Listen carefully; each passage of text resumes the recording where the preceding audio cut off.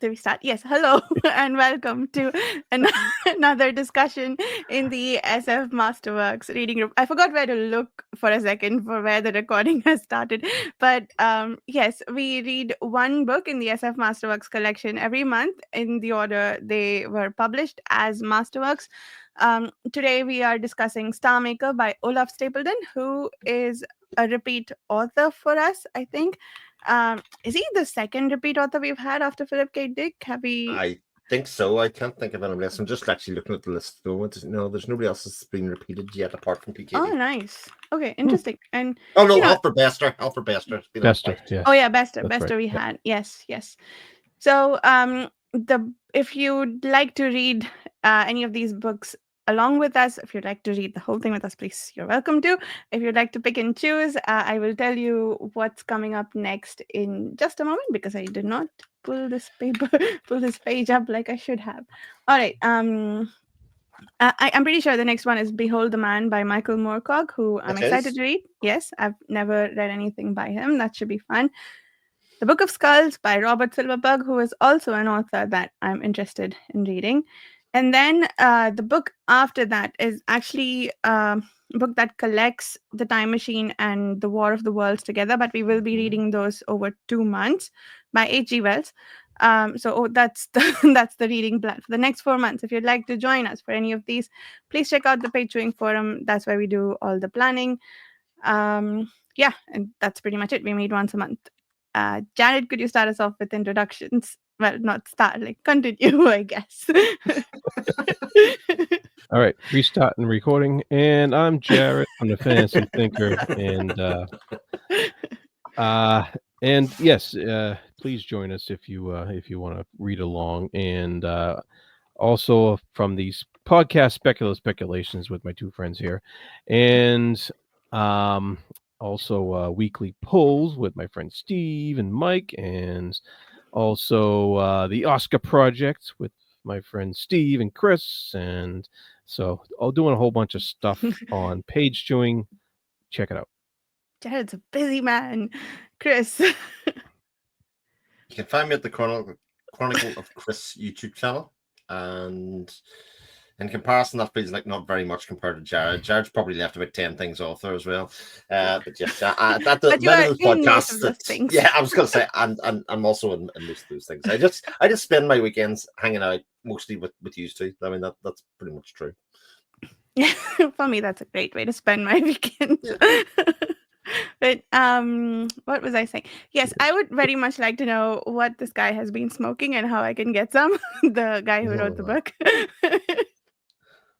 Do you know what? I'll actually start first in this, but because I read the premise, the setup of being on the hill and all that kind of stuff, and I went, "Oh, this is very different. This is pretty cool." And then by about chapter 4 was like, "No, this is definitely no Olaf Stapledon book. Like, this is definitely." I could have told you who wrote this, even if I didn't see the name on the cover. It was there. The signs were there much earlier than that, where he never referred to his wife by name, didn't even call her his wife, just that special person with the special younger people in the house over there by the hill. Like, I'm very curious about why he abstracted that out. Like, maybe it didn't make sense in given the scope of everything else. Like, he does talk about it a little bit, like, how do I go back to my mundane life after experiencing all of this? So maybe that's the perspective he's writing from, and therefore, the wife doesn't even get called a wife, but just that special person. At least she's special, I guess. Yeah. It's an interesting point, actually, because now that you mention it, there's a lot of talk about reproduction and mating in this, but almost none about love and relationships, if you know what I mean. It's very much, it doesn't seem to be something that he ever really discusses, which, given the scope of this book, it kind of covers literally everything else in the universe. Yes. Yes. Like everything. How can you pack everything in 200 pages? Like everything. It's like the okay, I'm gonna make a weird analogy, but it's like the book he wrote before, Last and First Men, was like this balloon that he then blew up and wrote this book. Love that analogy. That's a great one. Yep. Yeah. Very interesting. I don't know if you guys have the same preface as I do in your copies. I Um, don't have mine with There me. is a forward in this, and I'll tell you who it's by, because I did actually listen to it rather than think. well, It's it's a by preface. Brian Aldous. It's a preface by him though, Oh no! This one has a foreword by Brian Aldous in it. because he writes a preface in here that where he like he is like he's kind of upset about the state of the world because this book was You written get that, yeah. in 1937, and he's very upset about the state of the world. He's upset about um the sympathy towards people who are writing fiction like he is. How much lacking it is, like, and people are cutting it down and putting it down and saying it's not important. And so it was a very interesting preface, and he really you can kind of see that in um some of the writing of the book when he's mentioning stuff about compassion and you know, getting to a more spiritual plane of existence in your mind so that you don't have to have the barbaric fighting. It was quite obvious throughout the book that all the the violent um races he came across were just basically Nazis in disguise. and and it was quite interesting to read that preface and read the book in that with that in mind, as because it was definitely heavy on his mind as he was writing this. The book was published in 1922, right? So that preface he must have written during or after the Second World War. Was it Was it 1920? published in 23? I No, I thought thought it was the 37. 30s. Oh, Yes, it's definitely oh, what am I around the thinking time of when then? Europe is in the throes of the change that was happening, because as Jared says, there is definitely lots of overtones. In fact, this general kind of almost wistful thinking of our main character, who kind of thinks that if only people could see the bigger picture, then we wouldn't worry about any of this kind of crap, this nuts and bolts crap that we have going on in Earth. And I think that comes out quite a lot through a lot of the stages that he goes through. Every time there's war happens, they see that war has actually been no good for the building of the galaxy, the progression of the galaxy. It's actually held you back, this kind of supremacy thing that's happening the whole way through it. And it's like, honestly, his colors have been nailed to the mast the whole way through every part of this book, in terms of, like, wars happen, but no good comes from them. Yeah, that makes sense. Yeah, I don't know why I thought 22. Maybe the copyright was 22. Anyway, I'll figure that out. But yeah, that was interesting. Actually, I was starting to think that maybe I had misunderstood, or like I was rethinking parts of was it Last and First Men that I was hating on, that like maybe I should read them in a different light. Like I still very much like the parts that I had issues with, where he talked about entire countries as one person and ascribed attributes to them. That part I have issues with. But there were some other things that maybe I need to rethink. I will definitely not be rereading that book anytime soon, but I will probably need to rethink some Well, aspects. interesting. Yeah. Yeah, interestingly enough, because Last and First Men was written in 1930, and he probably hadn't quite seen the rise of Nazism yet. And this, there is a different perspective, a little bit of different perspective, infused into this narrative, that since it was written after that rise of Nazism was apparent. Yeah. But it's like we always say about these books. Sci-fi is about the today when it was written, like very much so. Pretty much in every instance that you can think of, it's influenced by cultural and philosophical thoughts of the time. And like this one's again very clear. But like, whereas Last and First Men sort of felt rambling at a certain point as we just progress through time, and it's like, it's almost like in this book, that section where he just meets another type of race. You know what I mean? You're just putting another layer on top. It's not really progressing a narrative or understanding necessarily in any way. Whereas this one, I think, has much more cohesion to it in terms of like times and thoughts and ideas, and eventually leading up to this idea of star maker or the deity or the god, if you want, in some ways. And I even think the discussion about that becomes really interesting when he tries to tie it all back around and kind of meeting your maker and all that kind of stuff. Like there is definite way more depth in this than Last and First Men, which it just felt like it was just a procession of going through time and less interesting to me. A little less chaotic. Yep. Yeah. It's also I think he started to talk about this in Last and First Men, this idea of a universal, or at least a compounded consciousness that sort of assimilates the consciousness. So, like, you are still you still have an individual self, but you are part of a whole, which feels very Buddhist to me. But then he also was expounding on the Christian theology, using the "Let there be light," which, funny story, I think that was the exact same thing, or like pretty much the exact circumstances in which, like, Neil deGrasse Tyson, he wrote a book, right? I forget what it's called, but in an interview, he talked about how there was "Let there be light," and like the universe was filled with light. So it was pretty cool to see that in this book too, the "Let there be light" part of the Star Maker. But I was like going with this. Yeah, that was very interesting to me. The merging of the consciousnesses and how how they became one person, and like he dedicated a whole chapter to telling us about, like, I will say we because I don't want you to think that I mean just myself. Yeah, right. I thought that was interesting because I think this is another classic case of this book has influenced so much of fiction comes after it.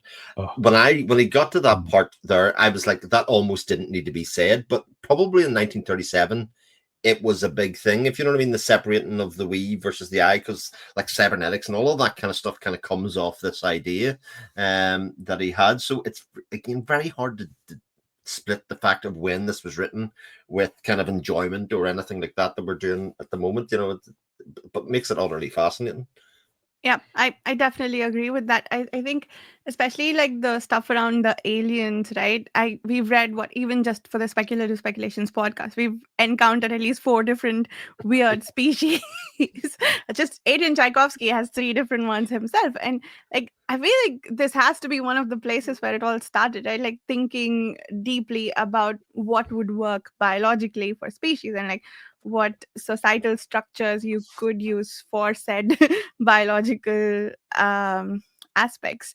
So I mean, I think it's easy for these books, especially after reading so many more modern science fiction, to say, yeah, I've seen it before, but this came first. I feel like that means something, even though it might be, say, more boring or repetitive. This probably was one of the first things of its kind, or maybe the only things of its kind. Yeah, you're onto something there, because there's so many ideas in this book, like unbelievable ideas that I was like, oh wow, oh, he did the arachnid thing, he did the nautiloids, and it just kept going on. He actually made stars themselves have a conscious and be characters, and I'm like, that is wild. Like that is like, who, way back then, who would have thought of those things? And he had, a consciousness of the nebulae, and and just and then he tied it all into, like you guys said, the mythologies, and how he was basically, as a telepathic conscious with the ability to travel through time and space, was basically a a pilgrim on a search for God, Yeah. in a sense, the Star Maker. And he came up with all that Christian mythology stuff of a Star Maker having a dual conscious with a negative side and a positive side and stuff like that when he gets to the end. And so he infused all that in there, but he kept it so clinical and so matter of fact, like, this is what's happening, that I could see people definitely saying there's kind of a lack of passion in the writing, by the way he uses description and just keeps it matter of fact, the whole time. Whereas I suspect in a more modern sci-fi book, you would have like this huge passionate revelations and all this stuff going on, whereas you didn't get that. He just gave you what it was, and he went back. Now I'm back at the beginning, you know.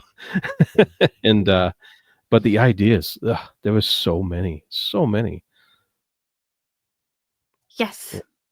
Yeah, the thing with the stars, that was fascinating. Like, and my jaw dropped to the floor when he got there, which again I feel like um maybe I might be thinking of Wars of Light and Shadow, but there are some books that we've read recently that sort of attribute a consciousness to objects or even Sure. stars, right? But again, this came before all of that.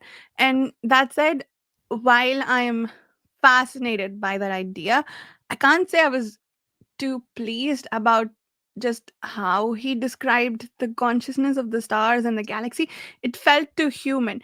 And I think that's fine. Like that's a fair way to write it. And he even sort of, hedged by saying, look, I experienced something that's much more magnificent than what I'm Yeah. describing, but I have to explain it Yeah. to humans. So this is the language I'm going to use. And that absolutely makes sense to me. But like again, Chani, what comes to mind? Like we've seen descriptions of star conscious, like not quite star consciousness, but like, you know, uh magnificent things described magnificently, so that fell a little short for me, but the idea itself, jaw drop. Galaxies sort of again working together as conscious beings, and again the events that led to the discovery that stars have a consciousness, that like they just randomly started exploding, like yeah, the stars are and just to look at it from that scale and magnitude. Yeah. I was saying to Jared just during the week when we were talking very broadly, because I was saying I just finished it that day or something like that. Like, you could do a read along of this 10 pages at a time and talk for an hour and a half for every 10 pages. It is of that kind of length of depth. And the things that happen, like just like every couple of pages has this enormous idea in it, like from the very start of how he even travels and gets there, the kind of moving his consciousness to like-minded consciousness, that there was sort of like a cosmic energy already existing at that early stage that would draw on like consciousnesses, but also adding maybe not at the same time, so it's not parallel time and all. Like, that's chapter 2. Like, there's just so much. There's so many ideas throughout this that I was sort of overwhelmed at times, and just at a certain point going, right, I'm just going to let this flow over me and see what it comes out with me at the end, the things that stick, because you could just delve into so much within it. And the problem, I think, in a reading perspective, is that it is all description. There is no dialogue in the book whatsoever. Yeah. It very much reads like a non-fiction book. There are no real characters apart from back to. That's literally the only character in the entire book. But even he's sort of eschewed as nothing much more than an avatar for him at a certain point. So again, the premise and setup felt like it was going to go in a slightly different direction, but it became then so much more than that. And just sort of the first part is very much about like pick your favorite race, you know. Yeah. And with all that said, I think yes, there is a lot to talk about, and I love the stuff about consciousness that he's done in this book. And yeah, I could spend hours talking Yeah, about just that bit. But also, it was nice that it was sort of variations on a theme, if that makes sense. Like you could definitely. extract some very high level ideas that he's sort of approaching from many different directions, like the idea of a collective consciousness, and that different galaxies might collect different types of consciousness that then could dominate, right? And the reason why um, he gave us like detailed explanations for why the nautiloids were symbiotic, because like were the dominant consciousness, because they, from a very early stage in their development, they did create a sort of he started to use some other word for it, but it started as symbiotic consciousness, Symbiotic, right? yeah. Yeah. And yeah, so there's the whole thing with consciousness, there's the whole thing with pacifism of sorts, that sort of reiterating on this aspect that war never brought anyone any good. Instead, let's all, build our mind together and we can go exploring the universe together. um, and, maybe we can also talk to some stars in the process. And what were some other ones? Yeah, and then like the exploration of the creatures, it was interesting, but like yeah, after the fourth one, I'm like, yeah, I'm kind of done with it. Let's move on. But Right. that, yeah, for all the level of detail that could feel somewhat overwhelming, it did have some like through lines that you could latch on to and say, I don't care about the detail that much, but I get the general idea. And I'm sure I missed things in reading the book that way, but I think I got enough to like have deep admiration and respect for this author. Like total turnaround from last and first man. Total turnaround. Yeah. Yeah, and there was some interesting social commentary, like we've been saying the whole time. This book was obviously anti-war, an anti-war book. When he said that militarists were worried about preventing contraception uh, because they were worried about the supply of cannon fodder declining. Yeah. And so he had a lot of little statements about like that, especially in the beginning when there's more relatable to Earth or other Earth where he went to, and he so that just came through, and he had all these little, like, just these throwaway science fiction ideas that, for instance, they had this automatic endocrine compensation system, which could enable the patient's blood to regulate itself automatically by tapping from communal drug pipes whenever chemicals were needed for correct physiological balance. And I'm like, that's a big science fiction idea. And it's just throwaway. He just mentions it on the side as he keeps going. So it's like you said, Chris, there's so much stuff packed into each section. You could pick it apart one by one and spend all day on it. I have to admit though, there were certain sections that I listened to and then read, because I did a lot of immersive reading actually for this the whole way through, and some of it is complete and utter word salad. Like I would read entire sentences back to myself and go, "This sentence doesn't even make any." It's so packed full of scientific terms and terminology that it also doesn't make any sense. And I wondered for myself whether that was just because of like modern scientific thinking. Like a lot of that language is more widely known by the general populace than necessarily maybe it would have been the 37 or something. I can't attest to that, but it was like, oh, this sentence sounds fancy, but it also doesn't mean anything in some ways. He repeated himself quite a bit, Yeah. in a lot of places, which is odd because the book's so short and he put so much into it. So how could he have room for repetition? But it was still there. There's a lot in there. There is indeed. I am with you on the word salad thing. Like, I mean, I think part of it was there were a lot of long sentences in the book, which I think the audiobook narrator did a really good job of breaking it Very up much so. to consumable chunks. But some sections I had to stop listening and read because I was not able to focus even on the reading, especially the Star Maker sections. But it was cool. I seem to recall that he kind of he used matter, antimatter, and annihilation in Last and First Men, but like he had the wrong scientific theory from what I remember. I don't remember if he used it again in this one, but he did make references to it, and I think some of the universes that were shaped by the Star Maker, I think they had the Christian one with the good and evil and the heaven and hell stuff, and they had and I think they had a universe where each was the opposite of the other, kind of like I can't believe I go back to Cities in Flight when we talk about Stapledon, but the big matter antimatter universe colliding. There was one of those in this too, right? Like they didn't collide, but it was interesting that he did use, I think, a lot of that must have been a really cool time to live, because a lot of discoveries, like as a scientific person, there are Yep. a lot of discoveries made. And he is a philosopher that this book is a literal thought experiment. We talk about how Yeah. science fiction is often sort of expansion of thought experiments. This one is a literal thought Yeah. experiment. Yeah. Yeah.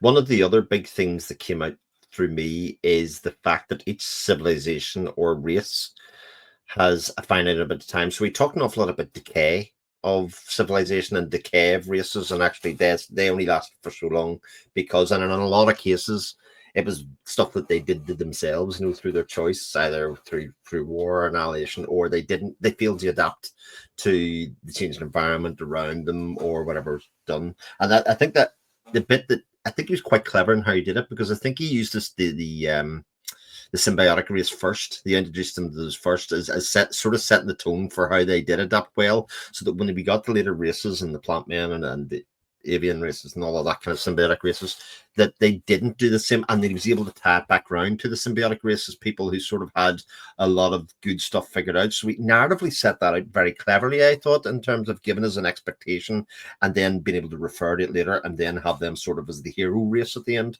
to come back around. It was because it was almost like, yay, the Avengers are here. And with their ability to mate telepathically, another like wild, crazy, massive idea. But I was like, but he sort of started to say, and obviously, these things would telepathically mate with this stuff in the sea and underground, and then they didn't have to be in the same place or time, and they could still mate and do. It's like.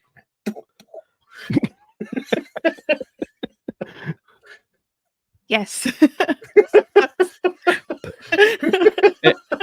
And through this group mind, he mentions Mhm. that these things can be potentially immortal, Yes.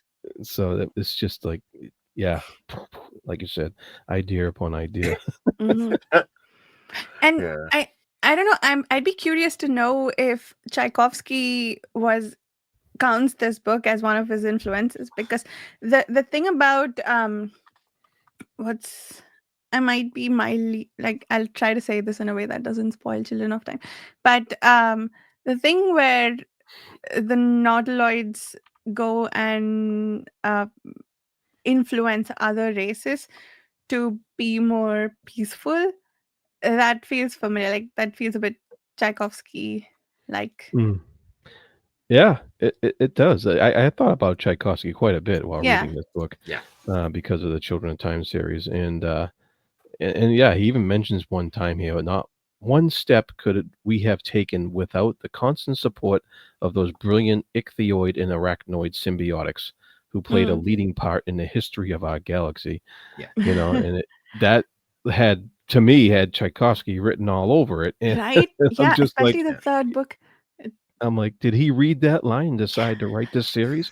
So, I think it's actually highly likely that Adrian Tchaikovsky's read Olaf Stapledon. I Mm. would Yeah, imagine wouldn't so, surprise me because at all. Stapledon's a British writer, classic, and Adrian Tchaikovsky is somebody that strikes me, the brief time I spoke to him and in the things that he does, that he has the same kind of one. He's a student of not just science, but psychiatry, psychology, and that kind of stuff, but also very well read. And he likes this idea of a thought idea. So he takes the premise like Stapleton does at the start of his thing, like plant man. Here we're going to do a thing about plant man, and he riffs on it for an entire book. And That's then right. Tchaikovsky will say, "Well, I actually had another idea for another direction I went," and he'll just write another series or another book about the same idea again and again. So, like, if he must, and if he hasn't, he would love him. I think he would Yeah, be an absolute actually, if fan. Yeah, Well, yeah. yeah. I think that'd be a thing. if he Have you hasn't met Yeah, Stapleton? yeah, if he hasn't read this, there's some other kind of symbiotic thing going yes, on. absolutely. They're telepathically mating across time. Olaf Stapledon and Adrian Tchaikovsky. There's a thumbnail idea for somebody if they want one. Sorry, Adrian. Sorry. Oh, man. But yes, Turn the Time sticks out. In fact, a lot of the kind of ideas that Tchaikovsky kind of riffs on are a lot of the same ideas that Stapledon kind of talks about. Differences in biology and actually how environment can impact progression and growth and all of those kind of things are very much of Tchaikovsky's writing. Yeah, the various creatures, and then like some of the aspects of society, and their influence on the world and the universe. Yeah. I'm going through my tabs here as we speak, Yeah. and I'm interested in how you're doing that, because I've kind of been like, it's mostly my fault, but we've been all over the place that's okay. in Yeah, directionally. but Yeah. one of the things he states in here is even the people who are suffering from the mania of herd glory are composed of individuals who in their private life are sane. And I think that Yeah. is a Yes. direct statement about Nazism and what Yeah, was going yeah. on in Germany there. Yes. And he's mentioning it, of course, in relation to some sort of strange earth he's on at the time here. But Mhm. but it's interesting because he keeps throughout the book a lot. He keeps referring to these other planets as, he still refers to them as relatable as a race, even though it's a different planet. He called like other Mhm. Earth, That's other right. Earth. It was like other humans, even though when he Yeah, described them, they were completely different looking that's right. than humans are. And I was just like, it was kind of an interesting, weird thing that he would still, they would still refer to themselves as humans, even though they look completely different. And I think that idea is kind of interesting because, we're used to like, the Star Trek, these are Vulcans, and these are Yes. Pointy just ears. because they have a little ear or something, and they still Their look blood's a human. different color, Yeah, that right. kind of stuff. And but he doesn't go there. He still calls them humans or humanoids or what have you, until he gets into the really strange stuff like spiders and what have you. Yeah. But it's interesting just thinking about the age of when this was written and how these ideas he where did, man, he had so many Yeah. ideas. And there were several that were sort of relevant to the discussions we have today about, I think, I don't know about if he touched on AI, but he certainly touched on mass media and information overload and how it can be used for propaganda, which I imagine was probably an issue in 1937 too. I think he was Yeah, it was. speaking about it in terms of the radio at the Mhm. time, which now Oh, it's the yes. internet. But I think for the first other Earth, Earth. Yeah. he talked about how society fell apart a little bit because of the negative effects of the mass media of the time, which was the radio. But Yeah. yes, Well, it was basically Wall-E and Brave New World. And again, this is yeah, 37 before both of those. Brave New World took that idea, ran with it, and there's so many. Like you'd read a section and go, "Well, that's basically that thing," or that's it. Like you had the Death Star basically in here at a Star Wars. The planet killers. Like, Yeah. oh yeah, I was like, this is honestly, I just have this vision that every creative person in Hollywood or around the world has a copy secretly of Star Maker on their shelf, and they're like, right. We need a new idea for a film or something. They go, hold on, and they'll just kind of open the book randomly and go, right, I'll read this page. Right, I've got one. We're good. Let's base the whole well, cinematic universe about that. that's an idea for a movie right there, Chris. Just what you said, that as an idea. So meta. Yeah, that's very up the day, isn't it? Yeah, but it is honestly, it is so ridiculous, and my great fear about this discussion today was very much that somebody would come along and say, Jared, haven't tabbed it. But my favorite part was this, and he'd be speaking about it, and I'd be going, I remember. Oh, there's too much stuff. I don't remember that at all. I have no idea what you're talking about, but it actually has been, Yeah. so far to this point anyway, reasonably. Like yes, I follow. Yeah, I know where Yeah, we're at. yeah. Yeah.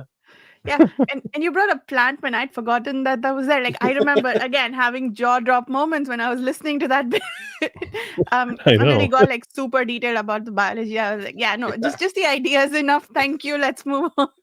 but, Yeah. but yes, that was really cool, right? And that I think I am extremely blown away by I don't know just the level of at least the expansion of the universe stuff. That one's clearly either been researched or he's read enough like newspaper articles of the time to put Mhm. together.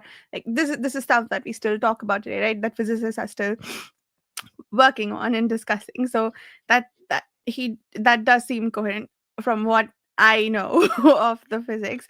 It's that part of it is coherent. So I'm guessing a lot of the biology might be well researched too. I'm not Mhm. familiar with that, but even without the research, it feels like it has at the very least an illusion of cohesion and like this could work, right? And the level of thought that has gone into it and the just to design the scope. I think the only other thing that I can think of that I've had my mind blown away by just the scope of it is Malazan. And like this one, like even Malazan doesn't come close to the scope and scale of what's going on in this book.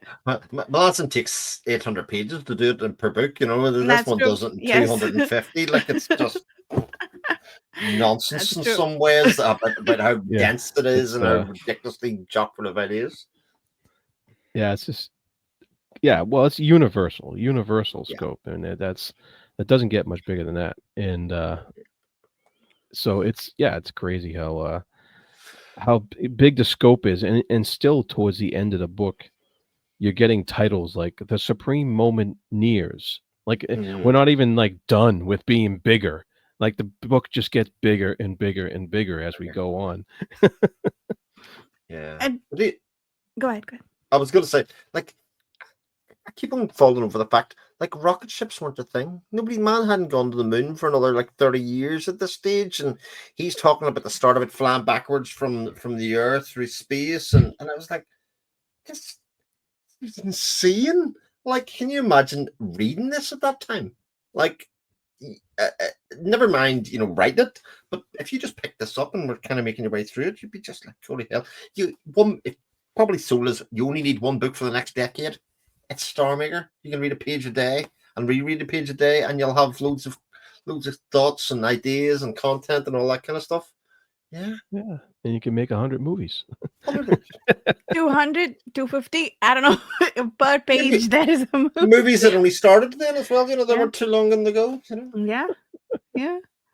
Yeah, but you were Oh, man. mentioning Vasha about the research he must have Hmm. done, or at least the amount of reading. He must have been very well read, and he did make a little mention to an earlier work of science fiction in here towards the end of the book. He mentioned that precarious. Let's see, life on these worlds was almost like life in a two-dimensional flatland, and that is, I think, a reference to Abbott's science fiction novel from the late 19th century, Flatland. And so I think Olaf was our friend Olaf here was very, very well read. Our friend Olaf. Yes. Well, we've read 2 books of his now, and that's sort of what this journey feels like. Sometimes when you Yes. come back and revisit somebody and, Oh, the yeah. work, especially at a different stage, it does feel like you have a familiarity kind of coming back to doing it and using the previous works and how you're talking about this one, Yeah. because there are definite parallels between this and First and Last Man. There's no doubt. Oh, yeah. Yeah. I think he Even did mention like some of the incidences of First and Last Men Yes, in he here did. He did. He as did. like a side thing. Yeah. oh, I'm glad you brought that up because I meant to ask, do you think this guy is the narrator of the First and Last Winter? Because he said I've talked about this in But that this, other yeah, book. Yeah. So he's the one Yeah. I remember thinking at the time, like the impression that we got was that by the way, we've been like freely spoiling first and last one. Not that there is much to spoil there. It is like a history book. How do you spoil history? But And you can't really spoil this one either. Like yeah. in a lot of ways, it's just a collection of ideas. It's not like one leads on to another one that kind of ruins it, or it Yeah. doesn't know. But just so our listeners are aware, if you care about spoilers, Yeah. we're doing it for last and first one. But the way he talks about it, for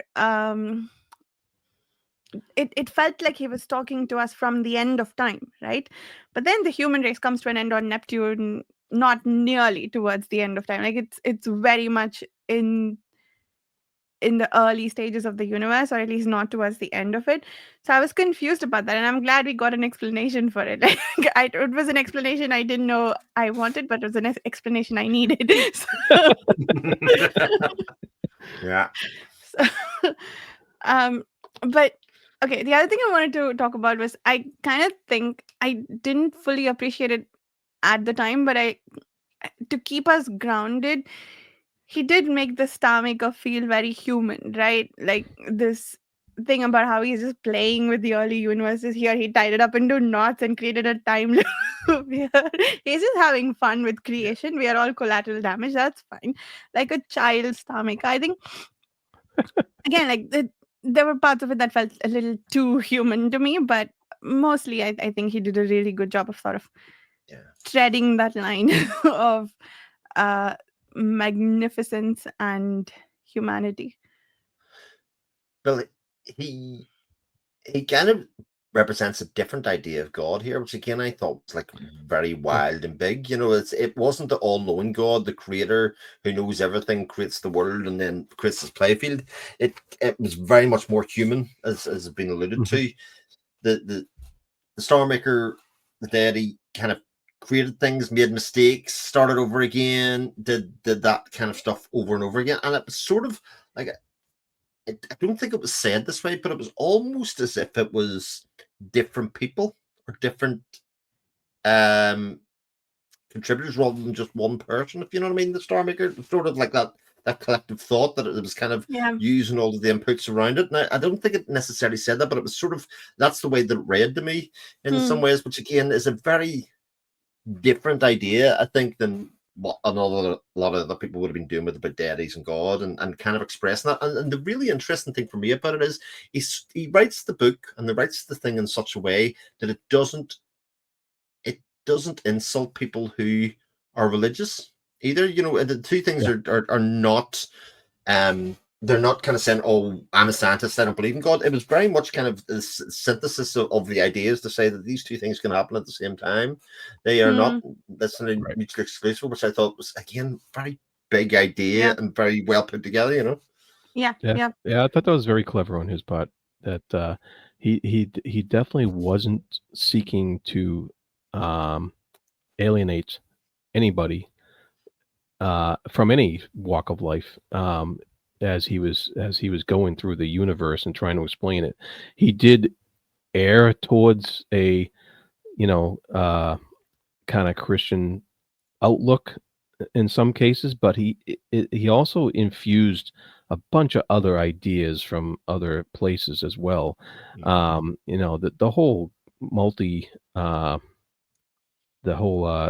multiple conscious thing really takes from various different thought sources and stuff like that, Eastern and Western. And he also almost approached it as, like we said earlier, a search for God, even though he never specifically mentions that term.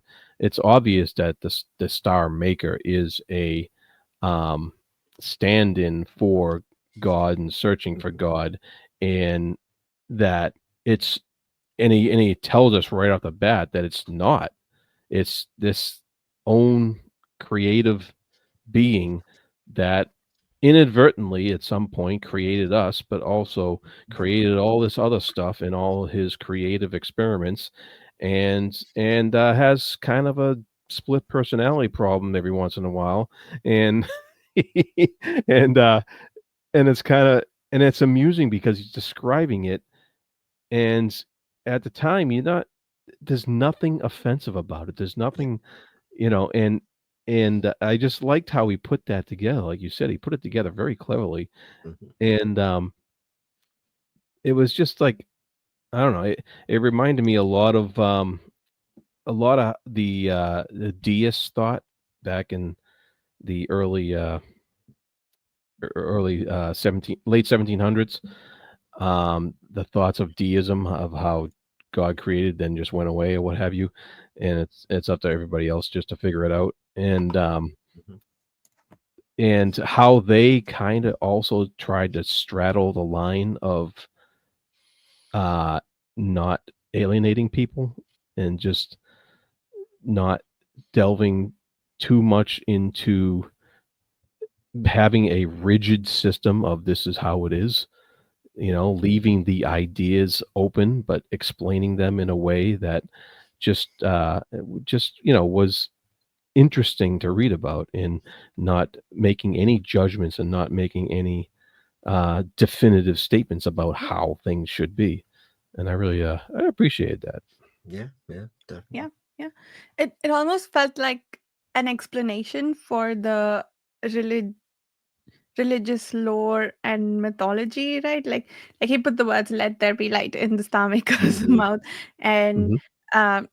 he made a case for sort of an indifferent god, so to speak, like who's not really interested in your day to day, which is what you said, Jared, like created and left. Um, but also there were very much aspects of it, like almost he gave explanations for why we have the, I want to call it mythology, I don't know if that's the right word, that we do about, heaven and hell and whatnot. Sure. um so like the creatures sort of being reused across universes and they Mm. transition and so on, so you probably have echoes of memory that to tell you about those universes. But Yeah. like I love that, woven in all of that, even though he created an alternative origin for the god, it was almost like, how do you, and I think this is what he explains in the beginning, that how does god exist in a scientific world, right? And maybe this is how, and that, Mhm. yeah, that makes sense. I appreciated that. Yeah.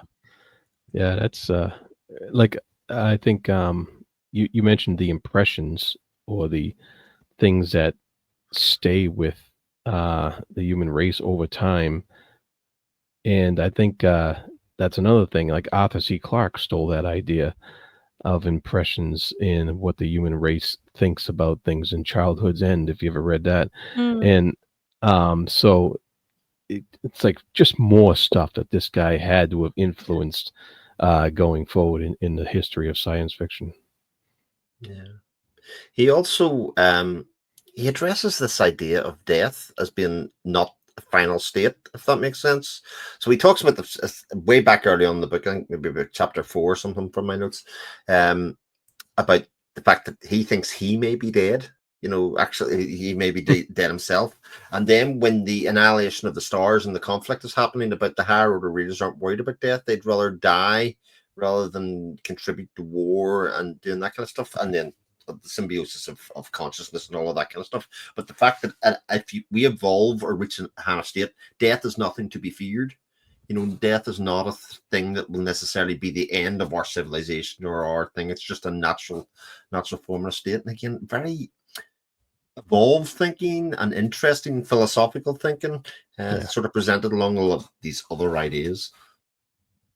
Yes, and that has echoes too. I think if I remember correctly, there was a an iteration of humanity in Last and First Men that committed mass suicides, right? uh, Yeah, that's to right. Yeah. That's to right. help support the larger goal. So that seems to be another recurring theme that he explores. Yeah, yeah. I, I I think the biggest thing this book has done for me is sort of uh made me change my mind about how I feel about Olaf Stapledon as an author. For Mhm.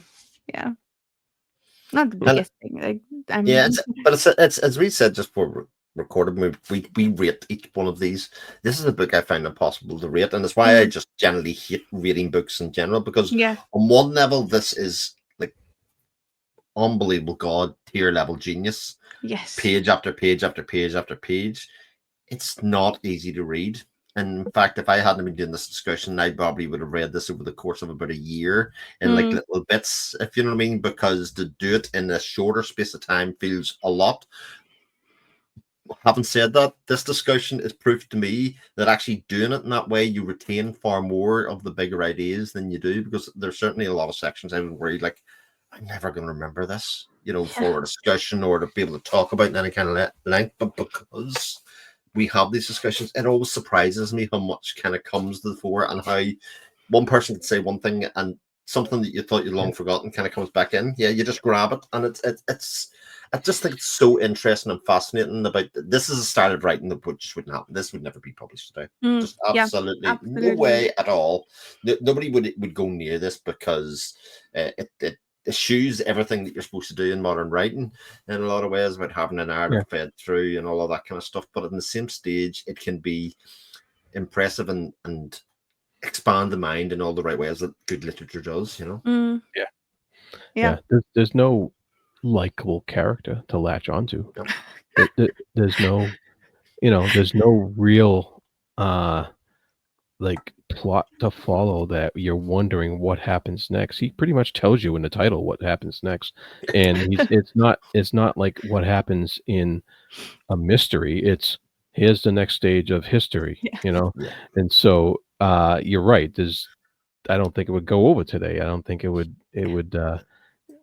get anyone's attention at all. And which is kind of sad, but I don't know. Can you think of any book today that's popular that has this kind of an explanation based thought thrown at you? That I couldn't. But the closest thing I can think of, and was sort of alluded to, sort of Children of Time, has a lot of these kind of ideas throughout the 3 books, if you know what I mean. But there is a narrative and characters, etc., all woven into that. It's told in a very different style and way. And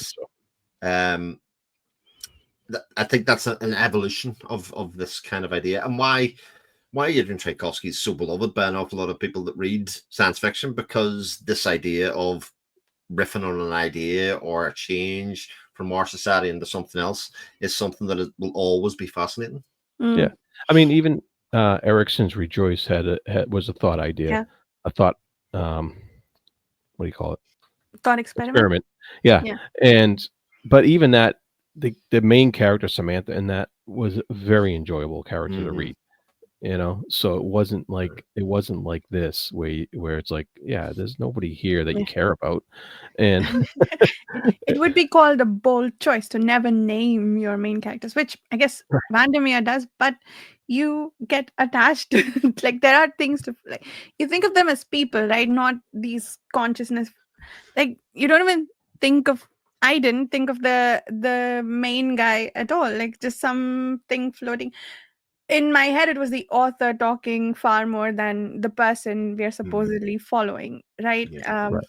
So, this author spoils his own books. He does not have a main character I can attach myself to.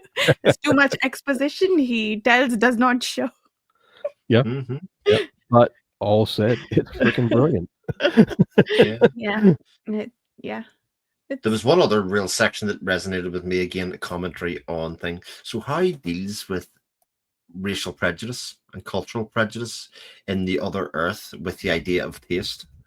They judge each other in taste. I just thought, what an absolutely amazing allegory or metaphor for how ridiculous that whole idea is. The fact that person literally tastes different. That's why we are repulsed by it, because it's not my taste. Then they can't see it as a way of segregating society and stuff. I just thought, wow, like that is really powerful as an idea. The kind of like a mirror to shine back against society, to go like, this is messed up, people. Yeah. I'm sorry, Chris. You taste like bacon, so. Yeah, I mean, if you're gonna taste it, like anything, I'll take bacon. Yep. I can't countenance that. Sorry. Milkshake might be the only other one that I might want to be. I'm trying to think what mine would be. Potatoes? Too generic. Potatoes. That tastes like potatoes. Can I be eggplant? Eggplant. Oh, You don't want to be eggplant. Think about it. Because I was just going to say, this is a hell of a Tinder profile. I taste like potatoes. oh no. Oh no. That's an interesting thought experiment. We'll put up 2 profiles. I taste like bacon. I taste like potatoes. We'll see. Well, how many Okay, so potatoes even non-vegetarians like, right? So I think I That's stand true. a better chance. Interesting. I like where this is going. Sorry about that. All right. Yep, it's all Jared's fault. Eggplant. No. Well, it just goes to reinforce how ridiculous it is, and what he was pointing out in here is how ridiculous it is to put people on such dividing lines as something as unimportant as looks, tastes, beliefs, what have you. And so yeah, just amazing ideas in this book.